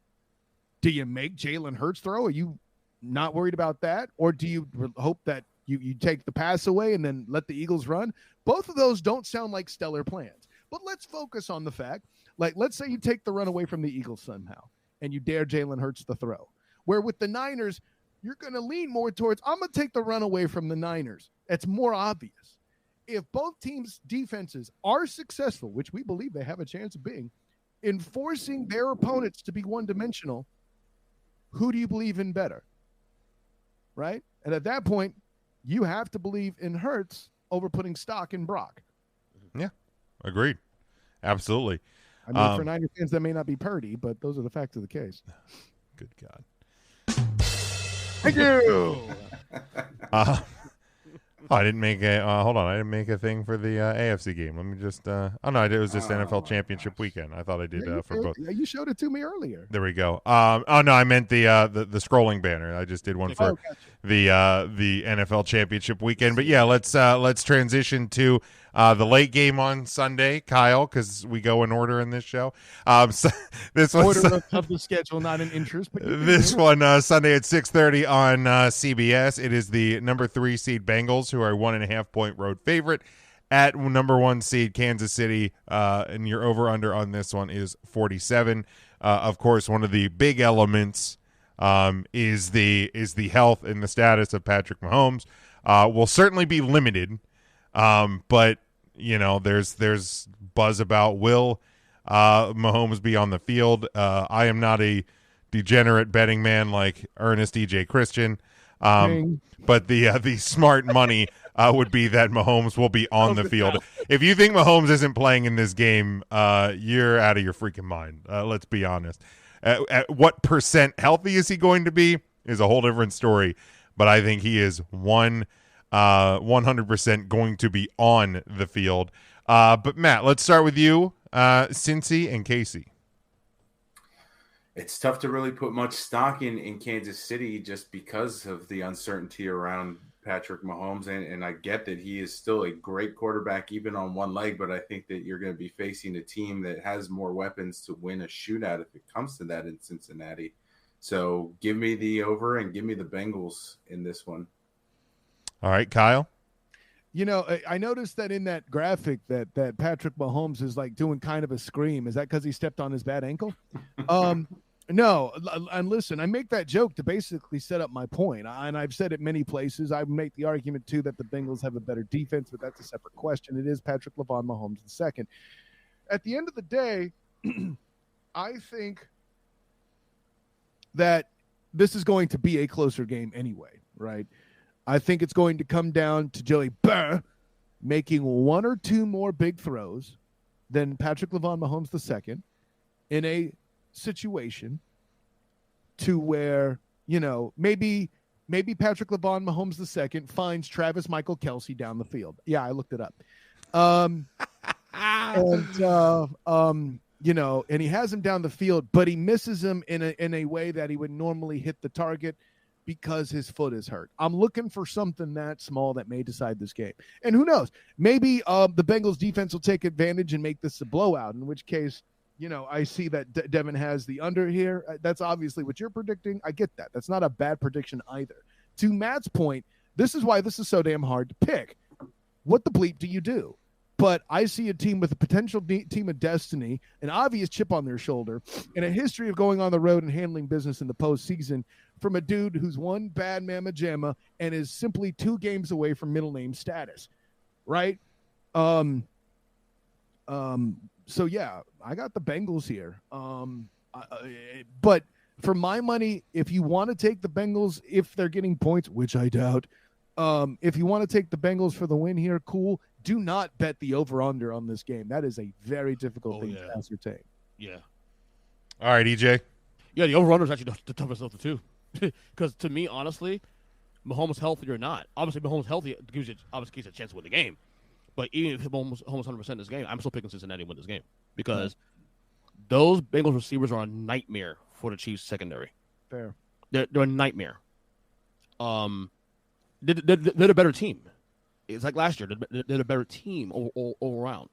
So Cincinnati, you know, the line opened at KC -2. Now it's Cincy -1. Was it one? You had 1.5. You said Yeah, currently at 1.5. Right, and some has going at 1, some at 2. Bengals win this game. They cover. The over-under is the bigger issue here. I'll go over for the sake of it. This stuff wouldn't bet it, obviously, like Kyle said. But no, Cincinnati was win this game regardless of Mahomes is healthy or not. It's just a better team. Yeah, you're not going to hear me say this a whole lot on this show, but I agree with EJ.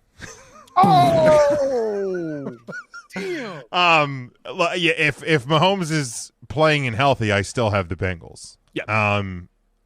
But they again, there's all of these kind of unmeasured intangibles that right now just seem to be leaning in the Bengals' favor. This bulletin board material, this chip on their shoulder, they're playing with an edge and aggression that that I don't really see in any out of any of the teams that made the AFC playoffs at the very least. Mm-hmm. They're playing like a team possessed that does not want to be denied. And one more thing, a guy who stepped up on Sunday against Buffalo that didn't get his flowers, Joe Mixon, 100 yards. They can mix it up. You pick your poison. Good luck. Yeah, they can mixing it up. They can there we go. Mixing it up. There we go. Boom. There it is. But yeah, it's the like I said, Mahomes is playing. I'm taking the Bengals, but this one has the potential to get ugly. I really do think that's. I mean, obviously taking the Bengals to cover. I'm going to take the over because I don't think you're going to see the Bengals let up. I think they are going 2-finger salute at the NFL and everybody who thinks they can be proved otherwise. And I don't think they slow down. I don't think they let up. I don't think they care. And I think you're going to hit a point. And again, it's with the health of Mahomes. He's going to be limited. He's gonna. I don't think he's gonna be able to do the Mahomes things that give the Chiefs that edge that they normally have, and I think this crowd's gonna be taken out of it quick, and the Bengals aren't gonna let up. So yeah, Bengals. I think the Bengals are gonna win what's gonna look to be alarmingly by a lot. Yeah. Well, and I'll say this to get some more love from Mikey Vernon is commenting over and above the fact he's a giant homer. That permeates through the defense.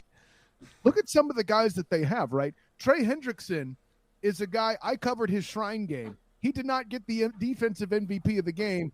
I voted for him, but he was overlooked. Eli Apple, EJ could tell you all about him as much as he loathes the Giants as a Cowboy fan. And how often that Eli Apple's been burnt toast in other times, but he hears that all over the place. He had to answer questions about that at the Super Bowl last year. I was there for those Zooms, which I hope they're in person this year, but I digress. You don't think he's going to carry that underdog mentality into this game facing Patrick LeVar Mahomes II and company? And that's just two guys of a group that lives on, even though the fact that the new consensus is that Joey Burr is probably the number 2 quarterback in the league overall, they're still finding a way to make themselves underdogs. Zach Taylor is completely underappreciated like that. I'm not saying he's Brian Daboll good. Take it easy, EJ. But, bull crap. There's not enough talk about that, I think. Yeah, that definitely just, talent up and down with that team, and they're going to be here. They're going to be here as long as they can do it salary cap wise. So let's. What kind of world what kind of world we live in now with the Bengals now are not just a good team, they're actually a great team. And it happened quick. One we have never seen before. Yeah. Right. Even Carson Palmer's Bengals with TJ Houshmandzadeh and Ocho Cinco, or Chad Johnson for you non-believers out there, and that receiver core with who the hell was the running back back then?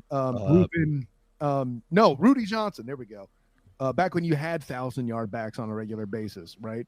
When you had that group and that defense before Vontaze Burfict became the dirtiest player in the NFL, that they were never this good, right? And not just because they didn't make the Super Bowl. The division was even harder. Not even Boomer Esiason led fucking Bengals were this good. Pretty good. Rudy Johnson, Cedric Benson. Which one do you want? What a fucking homer! Hey, I want credit for remembering Rudy Johnson, bitch. Yeah, I'll give you credit on that one for sure. For sure. Rudy. I did forget there you go. There's your favorite movie, EJ. He was nice. Fuck off, man. You brought it up. Number one pick. I did forget Cedric Benson because compared to Rudy Johnson, he was forgettable. I said it. Anyways. No, but yeah, that group was never anything like this. And you're talking about Esiason and company. I'm not going to go there because the comparisons are completely different. Boomer Esiason would not be a successful quarterback in this NFL. You don't think so? No, I don't. No. The conversations we've had about mobility and such. Devin has Bengals in the under. Mike has Homer. The Bengals and the over as well. No surprise there from Mikey B. And I mean, let's be fair. We should expect no different out of Mike on that one. But we're running out of these, EJ. We're running out. Aren't you getting sad? But we're gonna do it while we can. I can tell you MF is just a bad idea. There it is. Dancing and EJ has a second. Whatever. Hey, you dance with it, fucker. So what you told me? I got to do something to lighten this bitch up. Anyway. All right, power rankings. There's only 4 teams left, EJ, for the podcast listeners. Rank them. Got it wrong. Hey, it's all good. 4 Chiefs, 3 Eagles, 2 Niners, 1 Bengals. We're on the verge of having a Super Bowl 23. Just stand there in your wrongness and be wrong and get used to it. Of course we're used to it. He has a damn T-shirt. That's right. Tpublic.com. I mean, to me, it's pretty simple. I'll be honest with you.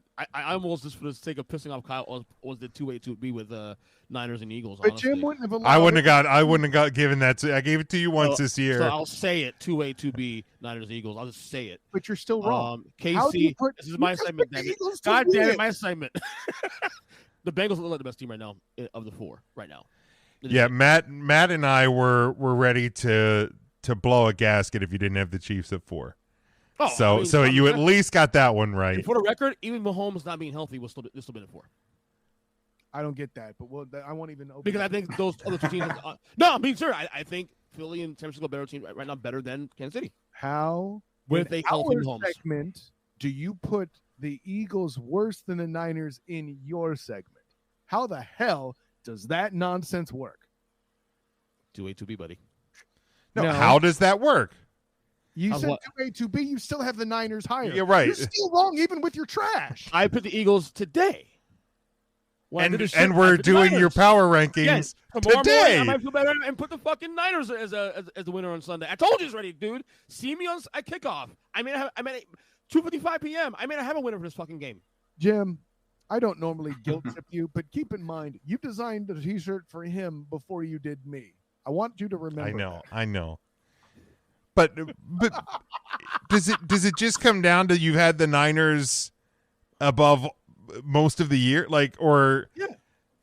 Oh wait, is it about trust? Who do you trust? Hubba, hubba, hubba. Money, money, money. Who do you trust? I mean, they were number 1 last week. Well, I'm not gonna knock them for 2 spots for a tough game with Dallas, who was clearly a good team. So let's put some context on it. The Bengals didn't have their best game in a division game where physics get wacky, as we've said many times, and they needed a defensive tackle return to capitalize on a backup quarterback. You had a good defense for that week. I told you I was less concerned about that because of the optics of that rivalry, that division. Yeah, but that's how they jumped to 1. I get it, man. Like, I'm trying to defend you. Shut the fuck up. Oh, nice. About fucking time, God damn it. Shut up, bitch. But you're not. He did it again. But your number 2 is still awful, Niner fan. So Philly number 2? Yeah. I have Philly at 2. I have Cincy, Philly, San Fran, and Kansas City. Again, 2A, 2B. As a Cowboy fan, aren't you required to say that the Eagles are number 2? I got him. I see what you did. There. Yeah, no, they're the number 1 seed. They're the home team. They're the home seed. To me, it's more about the fact that like the Eagles erased the doubts or the questions that some people had in terms of health of Jalen Hurts. And when you're talking about a guy who's in the MVP discussion, yeah, he showed that he's healthy, and to me, again, I'm not happy about this. Okay, but I'm a beaten and broken man at this point. But to me, it's just it's the reality of the situation. The Eagles are and should be higher than the 49ers this week. Any other thoughts on it, gentlemen? Just given the factors that you get, a lot of your ratings have been based on what you are going to look at next week. So, you had the Eagles low because of the question marks for Hurts. Those were answered. Now he's playing at home in Philly against the Niners, who just had an absolute slugfest with the Cowboys, whereas the Eagles were resting players by the end of the game. Cruise control. Let me be clear though. Don't look at it as a 2 and 3. It's close because again, it's close. It's 2 and 3. No, if it's 2A and 2B, I didn't do 2A 2B because he wouldn't allow me. He wouldn't allow it. That's right. Because that's bullshit. Okay, I'm just letting you know. My point is, when I did these rankings crap last night, I had San Fran winning against Philadelphia this week. I switched again this week. So tomorrow I might feel differently and put Philly at 2. So yeah, we get you live in Florida. You're comfortable flip flopping. I get that. EJ, you didn't send these to me last night though. But I did them last night, and I sleep on them and make sure I feel the same way. And then, but that still doesn't matter. You sent them to me today. You could have. You could have changed it on this program. Let me defend Matt's point that he made very cogently that EJ walked all over with trying to defend 2A and 2B like a tool. You wanted clarity, so I need clarity. At this point, you shouldn't need to say it's close for number 2 and number 3 with the Final Four in the NFL. Like, that's implied at this juncture, right? Or if it is distant, you'll make that note during the segment. You don't need 2A and 2B. I guess the word is definitive. It's not definitive. Yes. Casey's clear number 4. Clear number 4. And that's even with the healthy Mahomes. No, I'm not opening that can. I'm not doing it because it's That's nothing incorrect. is definitive with Patrick LaVon Mahomes II healthy. I think Wait. Quarterback with middle name status on the list. You can't. It ain't. But I like the other 3 teams on that list are better. Again, we said this in the podcast today. Better teams. Here's the deal. If you, with a healthy Mahomes, if you want to make a case for the Chiefs at 4, I'll listen to the case. To declare that they are clearly the 4th? Definitive was the word. Of these 4, yeah, I think they are. With a healthy Mahomes. Yeah. With a healthy Mahomes, I'm not saying they're definitively 4. I may hear a case and agree with the fact that they may be the 4th best team right now. But I mean, if you want to ignore Chris Jones on the Chiefs defensive front, you go right ahead. The Jags made that mistake too. Right. But it's like, okay, but again, I'm willing to hear a case, and it's not that the Chiefs are bad. It's that other teams are better at this point. Like, I'll listen. Like I'm saying, I'll listen to an argument if you want to make the case. The problem I have would be the word definitive. I think these 3 defenses are better than Kansas City's. Clearly. I mean, you can't argue that. Certainly the Niners. Certainly the Eagles. And I would say the Bengals as well too. So there's one. The only clear advantage they have, and that's not even clear, 1 and 2 could be, is the quarterback. After quarterback, and Travis Kelce. Right, well, you mean? But again, team. Okay. Team is all great, but what you're not remembering is matchups. If Chris Jones swallows Brock Purdy or Jalen Hurts, nobody cares about the team. Joey Burr and the Bengals got crushed early because he couldn't connect with his receivers, who were still just as amazing now as they are earlier in the year. The problem is Joey Burr wasn't home. It didn't matter what team. So let me ask you this then. Period. Chiefs, point blank. End of story. Chiefs, Niners. This team also lost to Riptide Rush at one point. Do we need to sell out on that? Like, no. Fucking September when you were saying the appendectomy was still being said. Don't make my point back to me. That doesn't make you any more correct. It only makes me more right? But that team performs better now that, listen, Joey Burr, I would not be surprised if Joey Burr earns middle name status and forces me to do a goddamn Google shirts while I'm there in Arizona. I get it. I'll probably do it in advance of the trip because I'm good at preparation. The punchline's this. The matchups, to me, when you get into this nitty-gritty, are the difference. And I don't have a clear advantage on the defensive, especially in the offensive interior. Actually, the Eagles might have one because Jason Kelce is a bad mamma jamma at center. So there's that.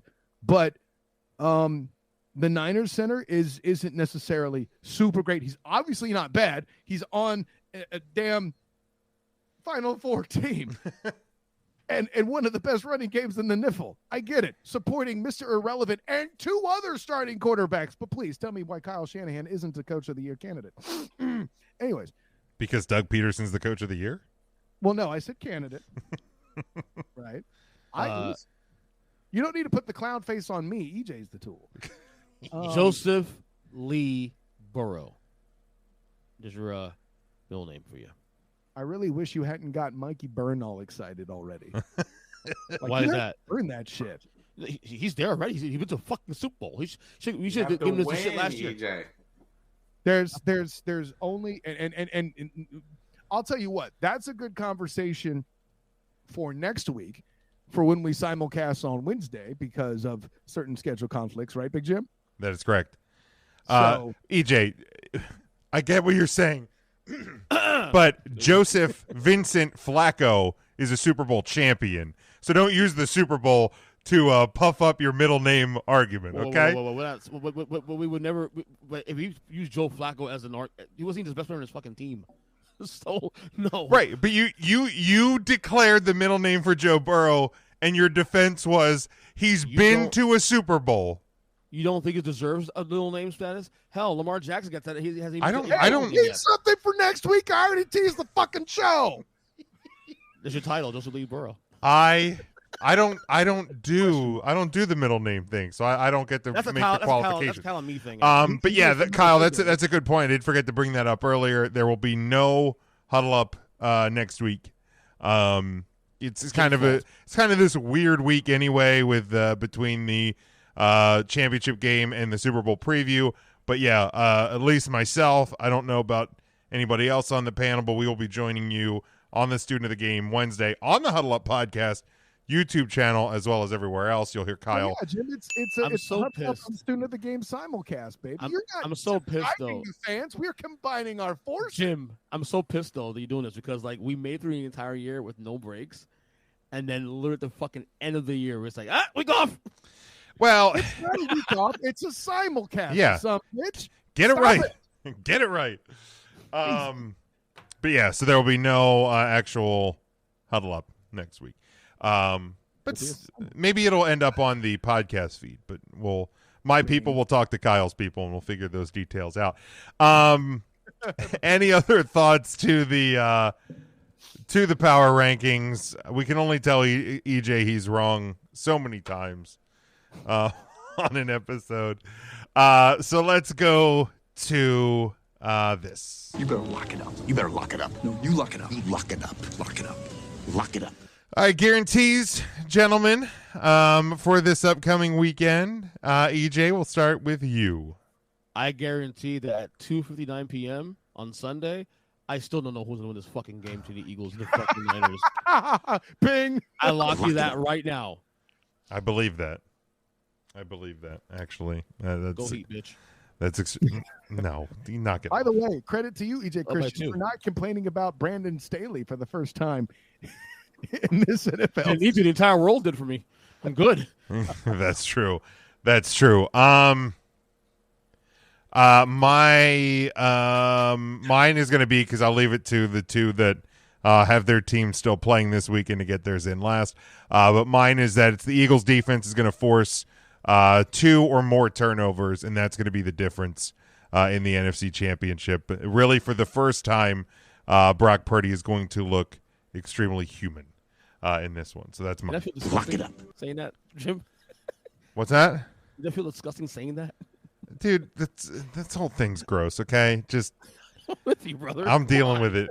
No, you're not, because you're still laughing. I'm not laughing. I hate them. So I can do is laugh, dude. I hate the Allegedly. Eagles. Bull crap.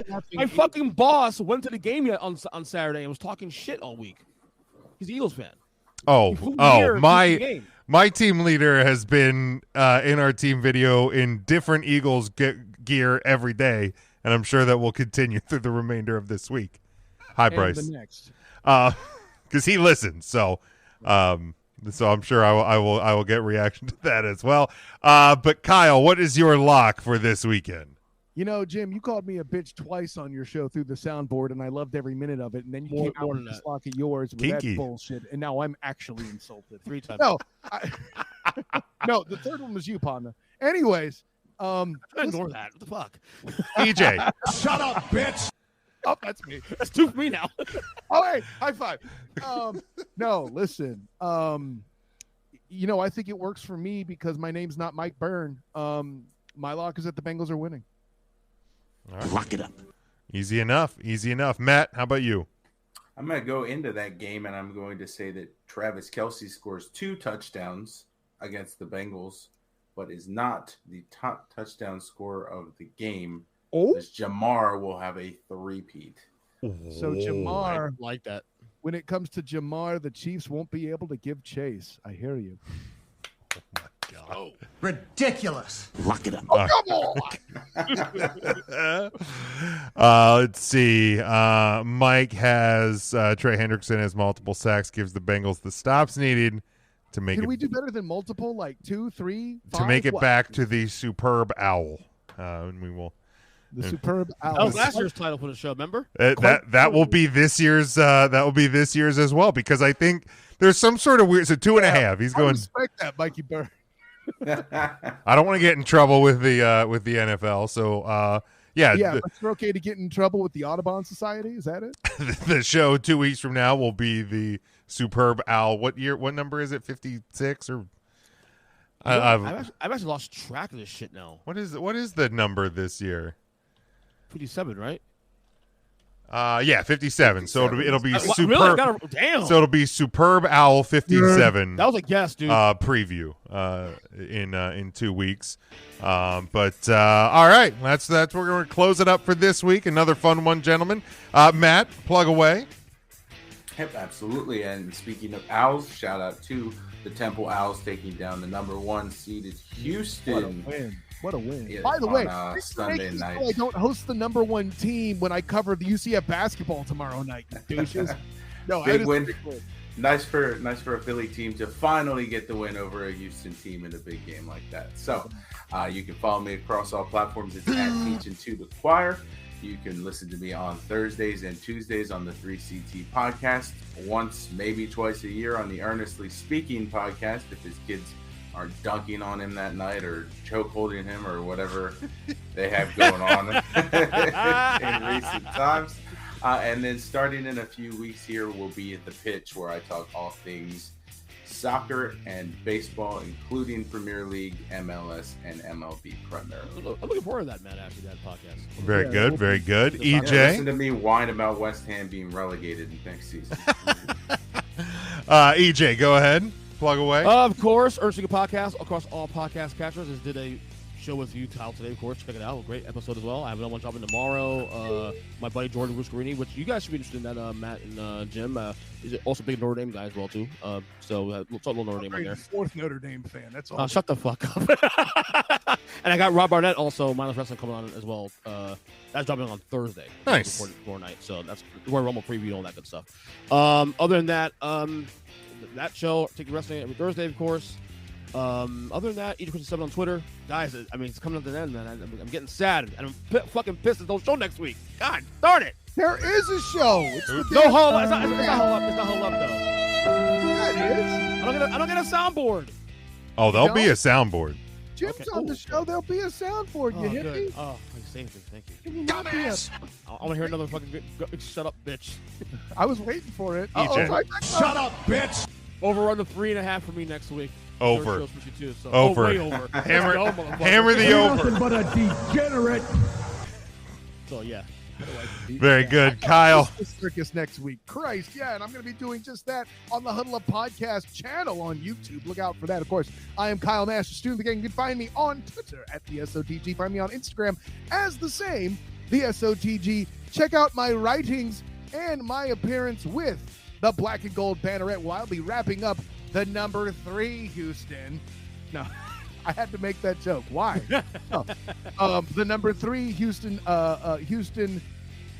Cougars coming to town to battle the UCF Knights. It was a pretty close outing when they went to their building, but UCF has sustained some injuries. Will we see Darius Johnson in that game? Will Michael Dare be back? I'm thinking one of the two will be back, and hopefully it will be as close a game. Otherwise, well, might be a long Wednesday. But what do you mean Wednesday? Yeah, I'm pre-recording the show. I've already had Mikey Byrne of the Five for Fighting podcast on, recorded with him, and also Brian Paul, that's right, BP from A7BN Sports, Captain and Company Morning Show on oldschool101.com. So that was a fun time talking AFC and all that stuff. And I guarantee you I got better analysis than any Homer could offer. That's why BP was on the show. Homer. So, no, and I make jokes, but BP had an excellent contribution all the way around, as well as Mikey Byrne. Listen, the breakdown was hot. I loved all of it because it was Mikey Byrne. It was a great time all the way around. Of course, check out my work as well with the 3-Point Conversion, who I have been on the 3-Point Conversion radio in Atlanta the past couple weeks. So check that out there in the pod if you wish to. There as well, over and above Arizona. That's right, the Super Bowl is coming, and I will be there with the 3-Point Conversion team and A7BN Sports Captain Company Morning Show with my friend Captain Chris Hill on oldschool101.com. An honor, joy, and privilege, fellas. Look out for my work coming out. You'll see some stuff pop up on my socials as well surrounding the Orlando Guardians. That's right, the new XFL team, which will drop the week after the Super Bowl and their home opener on the 26th if I remember correctly. So that should be fun all the way around. Until next time, gents, ladies and gents, class dismissed. Good guy, you're so busy, Kyle. So busy. That's how he does it, EJ. But you can follow me at Big Jim Sports. Make sure you are following along with the show on Twitter, Facebook, TikTok, YouTube. All of it is at Huddle Up Podcast. You can get the merchandise over at tpublic.com. Hit the link tree in all of our social medias. That's the easiest way to stay connected. Subscribe on all podcast platforms. Rate and review where possible, including Apple Podcasts and Spotify.